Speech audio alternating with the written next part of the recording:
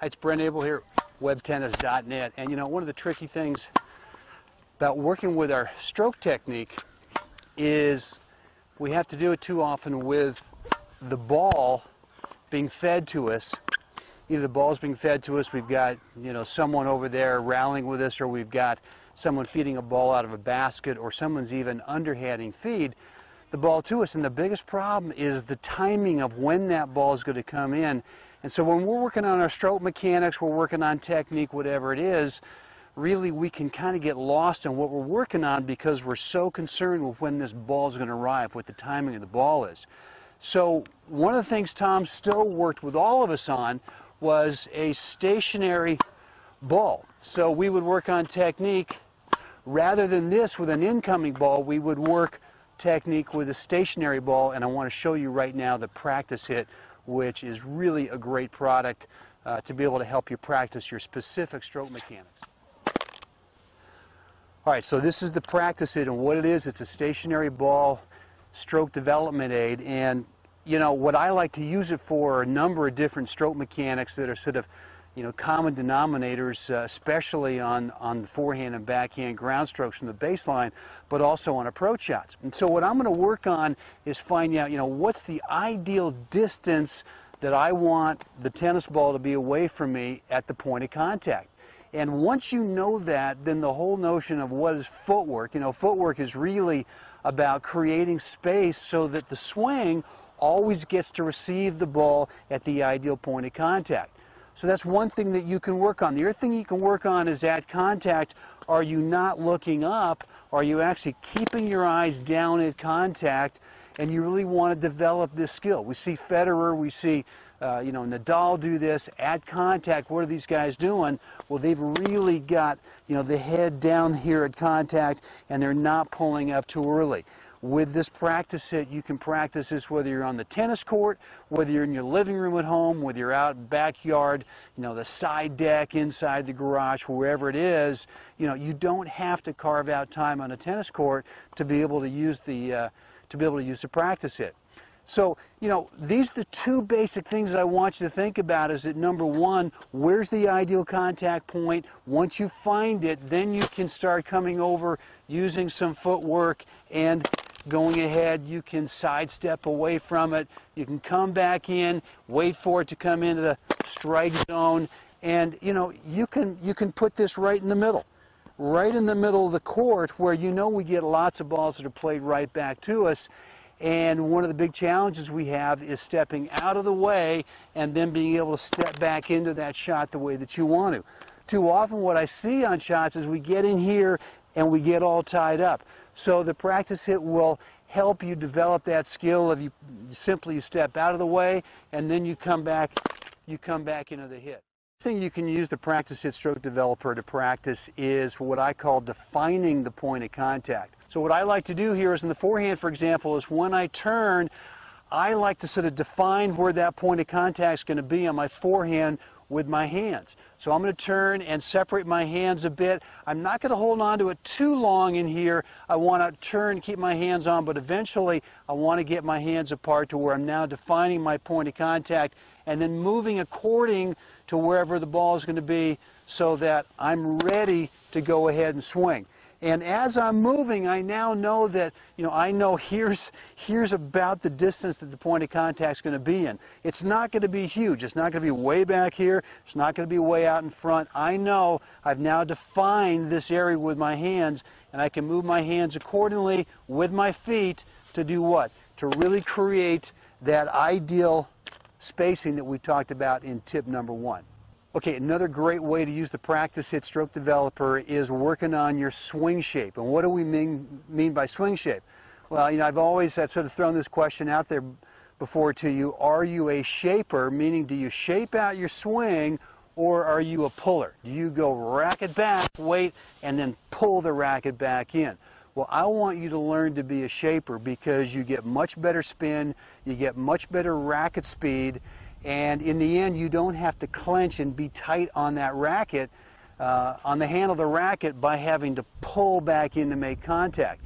So let's work on the pre-contact swing shape. Pre-contact is everything that happens before you make contact. Well, what I like in the forehand is to feel that there's a little bit of a loop in here. It's not a big high loop. It's a little bit of a loop to kind of allow the racket to pick up some natural swing speed. You can use the PracticeHit stroke developer to work on this.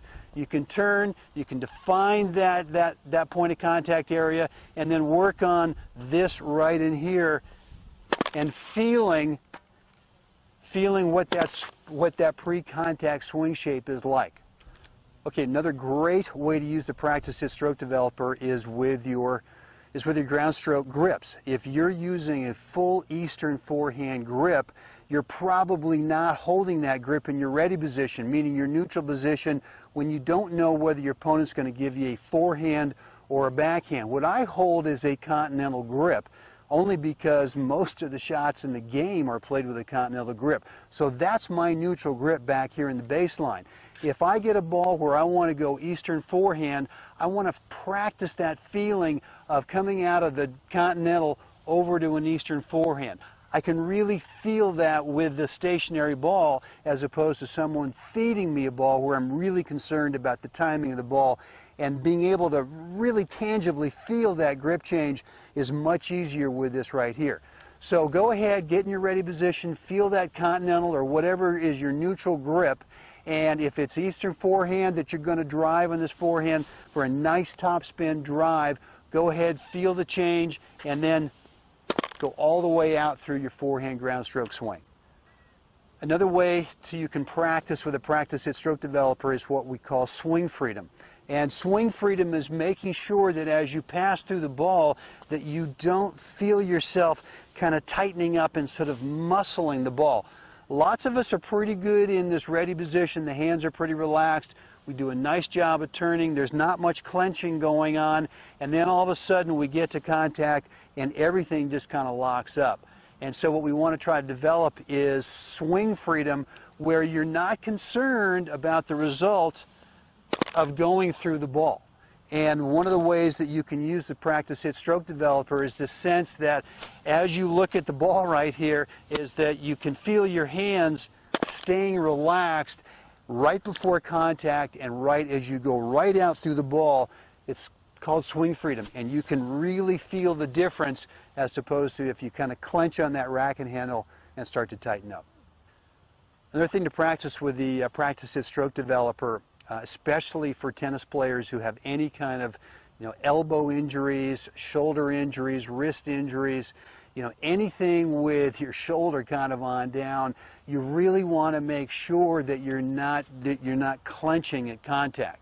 And so what I want you to try to feel is what we call a lighter grip tension going out through the ball.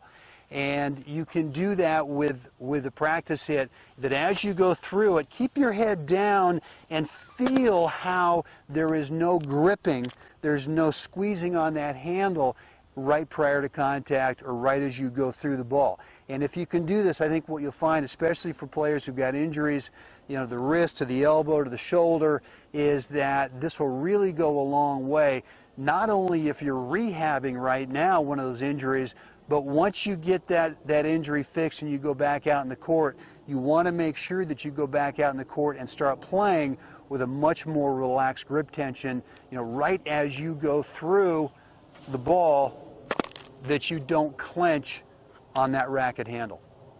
Finally, another great way to use the PracticeHit stroke developer on both your ground strokes, forehand and backhand, and also your pro shots on forehand and backhand, is what is your finish position that you want.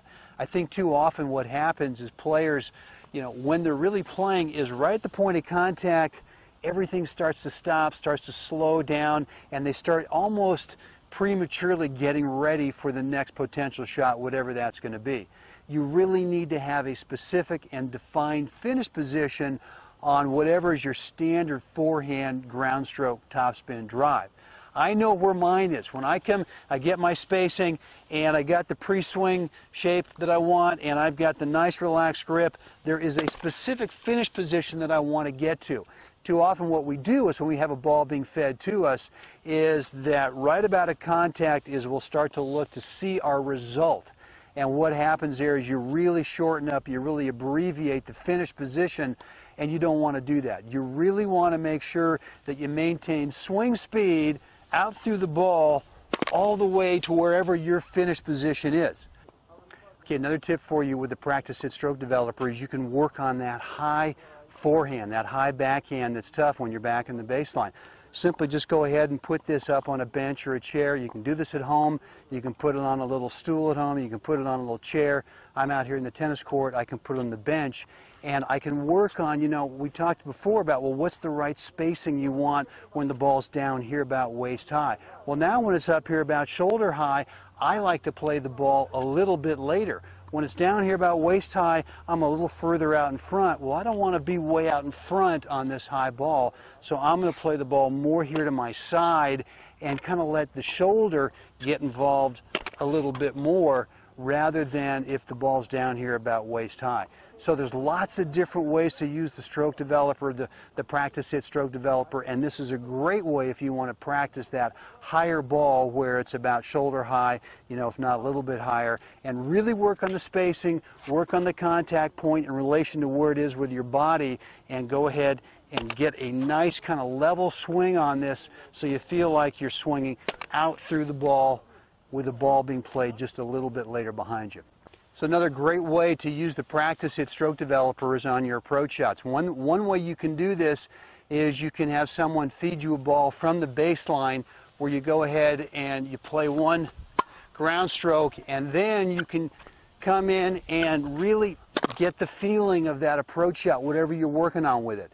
You know, whether it's spacing, knowing exactly what's the distance you want away from your body at contact, where do you want your head position at contact, where do you want the finish to be, and really most importantly for the approach shot, you know, how do the feet work as you come into this shot, so you really get a sense of being able to move through the shot as you hit and be able to get up to net so you can challenge your opponent to go ahead and hit a passing shot. And if you can practice all of these different stroke mechanics, all these different elements of the swing with the PracticeHit stroke developer, you're really going to go a long way to get yourself a nice solid forehand ground stroke, a good solid backhand ground stroke, and also on your approach shots.